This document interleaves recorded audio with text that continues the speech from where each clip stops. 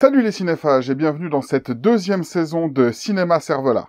Aujourd'hui, on parle Yakuza, détective privé, trafic d'armes et swing avec Détective Bureau 2-3.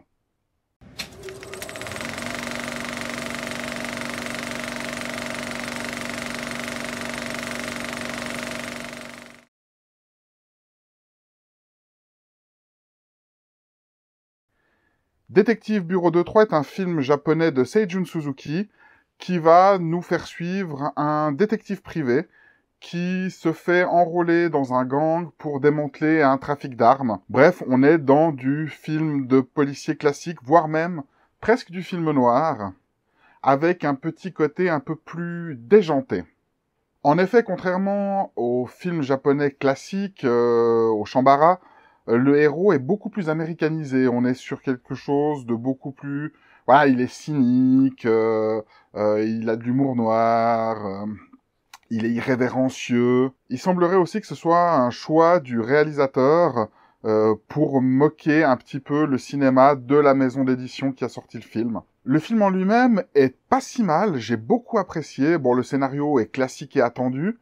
Il y a quand même 2 morceaux de swing dedans, donc le swing en japonais c'est hyper intéressant à écouter, surtout quand vous avez les sous-titres.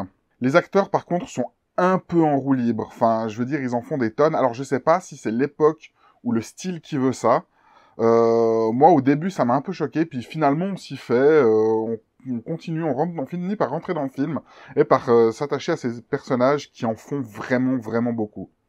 Donc comme je l'ai dit, le scénario est hyper attendu, hein, y a pas de grosses surprises, mais par rapport à ce que je m'attendais, c'est vraiment une bonne surprise en fait. Parce que oui, j'ai regardé quelques films japonais, beaucoup de Shambara, et du coup, on n'a pas ce héros froid, ce héros honorable, ce héros quasi mythologique du cinéma japonais. Non, on est plus dans le héros américain, dans le héros irrévérencieux. Il y a un moment où il va même se permettre de danser un swing.